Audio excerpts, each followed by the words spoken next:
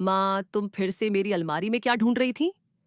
रिया की तीखी आवाज रसोई में गूंजी, जहां सरोज जी पुराने लकड़ी के चूल्हे पर रोटियां बेल रही थीं।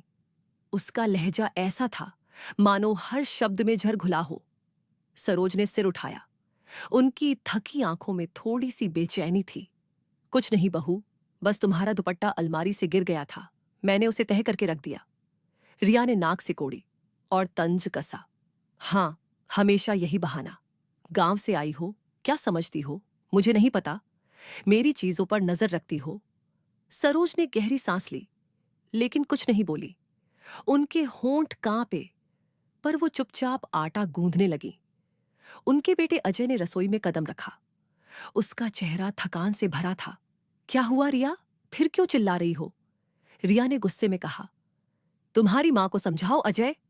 हर वक्त मेरी चीजों में ताक झांक करती है। मैं थक गई हूं।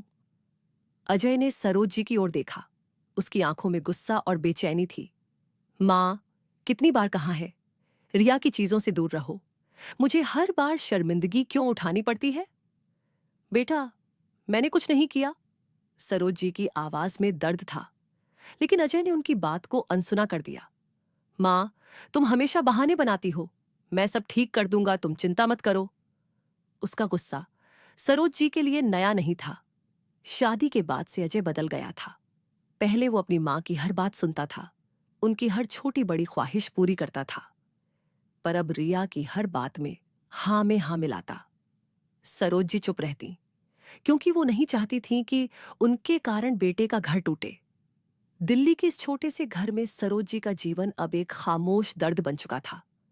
कभी ये घर हंसी खुशी से गूंजता था। अजय के बचपन में सरोज जी और उनके पति हरिशंकर ने अपनी पूरी जिंदगी उसे पढ़ाने लिखाने में लगा दी थी। गांव की छोटी सी जमीन बेचकर अजय को इंजीनियरिंग कॉलेज भेजा। हरिशंकर की मृत्यु के बाद सरोज जी ने अकेले ही अजय की पढ़ाई पूरी करवाई। अपनी साड़ियां बेचीं, पड़ोसियों से उधार लिया और रात रात भर सिलाई करके पैसे जोड़े। आज अजय एक बड़ी कंपनी का मालिक था। उसकी गाड़ियां, बंगला और रिया के महंगे गहने शहर में चर्चा का विषय थे। पर सरोज की, जो कभी इस घर की रीढ़ थी, अब एक कोने में सिमट चुकी थी। रिया का व्यवहार दिन ब दिन और तीखा होता गया। माँ जी, ये पुराने कपड़े पहनकर घर में मत घूमो। लोग क्या कहेंगे? मेरे दोस्त आएंगे तो क्या सोचेंगे? या फिर तुम्हें खाना बनाना नहीं आता? मेरे मायके में तो ऐसे खाने को नौकर भी नहीं खाते। सरोज जी हर ताने को चुपचाप सहती। वो रात को अपने छोटे से कमरे में बैठकर पुरानी तस्वीरें देखती। अजय की पहली साइकिल, उसकी ग्रेजुएशन की टोपी और रिया की शादी का वो दिन, जब सरोज जी ने अपनी आखिरी सोने की चूड़ियां बेचकर शादी का खर्च उठाया था। वो सोचती, शायद मैंने कुछ गलत किया जो मेरे बेटे का दिल मुझसे दूर हो गया। एक दिन रिया ने अजय से कहा, तुम्हारी मां को गांव भेज दो, वो यहां रहकर बस परेशान करती हैं। अजय ने गुस्से में कहा, रिया, मां कहीं नहीं जाएंगी, ये उनका घर है। लेकिन रिया का मन नहीं माना। उसने एक योजना बनाई। अगली शाम जब अजय ऑफिस से लौटा, रिया रोते हुए उसके पास आई। अजय, मेरे गहने गायब है। मैंने अलमारी में रखे थे, अब नहीं है। अजय चौंक गया। क्या?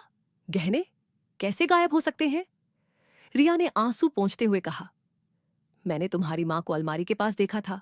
वही होंगी जिन्होंने लिया। गांव से आई हैं, लालच तो होगा ही।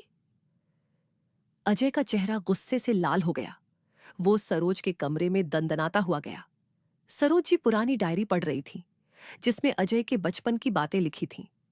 मां, ये क्या हरकत है? अजय ने चिल्लाते हुए पूछा। सरोज ने चौंक कर सिर उठाया। क्या हुआ बेटा? अजय ने गुस्से में कहा, रिया के गहने चोरी हुए हैं और तुमने ही लिए हैं। सच बोलो। सरोज जी की आंखें भर आईं। बेटा, मैंने कुछ नहीं लिया। मैं अपनी बहू पर हाथ क्यों उठाऊंगी? तू मुझे जानता है ना? लेकिन अजय का गुस्सा अब बेकाबू हो चुका था। सालों की थकान, काम का दबाव और रिया के आंसुओं ने उसे अंधा कर दिया। तुम हमेशा झूठ बोलती हो, रिया को परेशान क्यों करती हो? कहते हुए उसने सरोज को धक्का दे दिया। सरोज जी का सिर दीवार से टकराया और वो जमीन पर गिर पड़ी। उनके माथे से खून रिसने लगा। अजय, बेटा। उनकी आवाज कांप रही थी। रिया ने तुरंत अजय को पकड़ा। बस करो अजय, इसे अब घर से निकाल दो। अजय ने सरोज की ओर देखा। उसकी आंखें गुस्से और पछतावे के बीच झूल रही थीं। मां, तुमने मुझे मजबूर किया, यहां से चली जाओ। रिया ने सरोज जी को कमरे में बंद कर दिया। रात भर सरोज जी रोती रहीं। उनके सीने में तेज दर्द उठ रहा था। वो पुरानी तस्वीरें सीने से लगाए बुदबुदाती रहीं। अजय, मैंने तुझे जन्म दिया, तुझे पाला, और आज तूने मुझे मारा। सुबह रिया ने दरवाजा खोला और ठंडे लहजे में कहा, जाओ, जहां जाना है। तुम्हारे बिना हमारा घर बेहतर रहेगा। सरोज ने कांपते हाथों से अपना छोटा सा बैग उठाया। उसमें बस कुछ पुरानी साड़ियां, अजय की तस्वीर और वो डायरी थी। वो चुपचाप घर से निकल गई। बस स्टैंड पर सरोज जी बस में बैठी। गांव की बस थी जो उन्हें उनके पुराने घर ले जाएगी।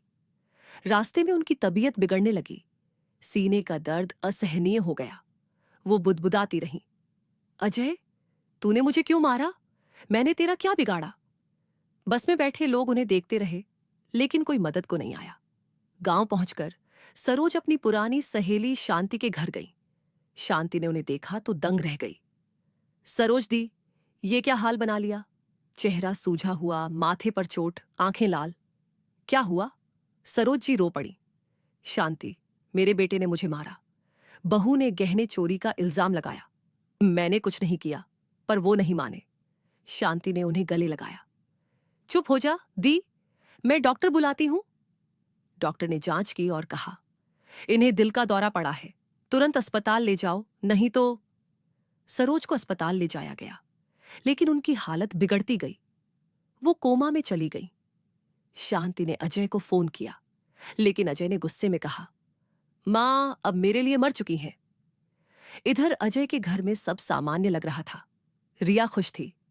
अब घर में शांति है, कोई ताक झांक करने वाला नहीं। लेकिन अजय को कुछ बेचैनी थी। उसे सरोज की बातें याद आ रही थीं। कैसे वो रात रात भर जाग कर उसे पढ़ाती थी, कैसे अपनी साड़ियां बेचकर उसकी फीस भरी थी। एक रात वो रिया की अलमारी खोलने गया। उसे शक था। तभी अलमारी के पीछे एक पुराना बैग गिरा। उसमें रिया के गहने थे और साथ में सरोज जी की पुरानी डायरी।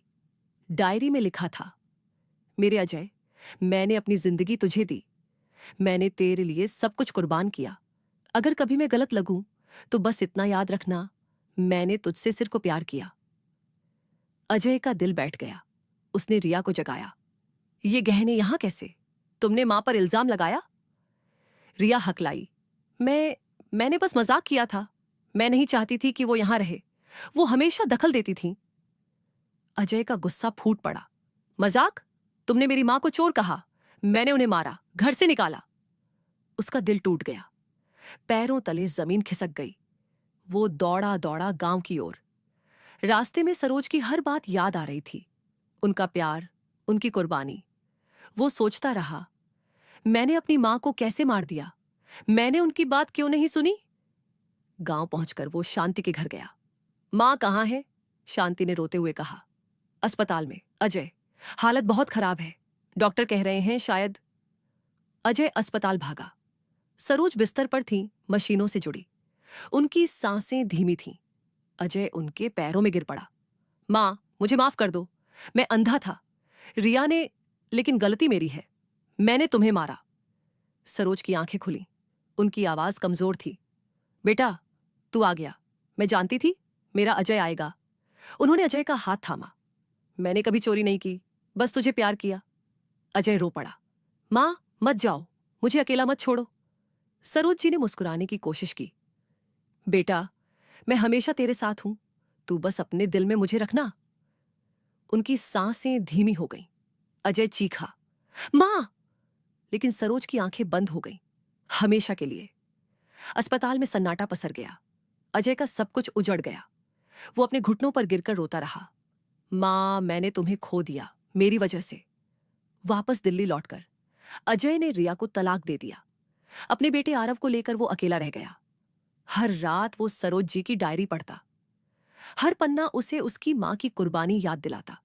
वो गहने जो रिया ने छुपाए थे, अब उसके लिए अभिशाप थे। वो सोचता, मां, अगर मैंने तुम्हारी बात सुनी होती तो आज तुम मेरे साथ होती। हर दिवाली पर वो एक दिया जलाता और सरोज जी की तस्वीर के सामने माफी मांगता। लेकिन अब वो दिया सिर्फ रोशनी देता था, वो गर्मी नहीं जो सरोज जी का प्यार देता था। ये कहानी हर उस बेटे की है जो अपनी माँ की कीमत तब समझता है जब वो चली जाती है। प्यार की कीमत आंसुओं से चुकानी पड़ती है और तब जमीन पैरों तले खिसक जाती है। दोस्तों, आपको हमारी कहानी अच्छी लगी तो कमेंट करके जरूर बताएं। हमारे चैनल को सब्सक्राइब करना, लाइक करना ना भूलें। धन्यवाद।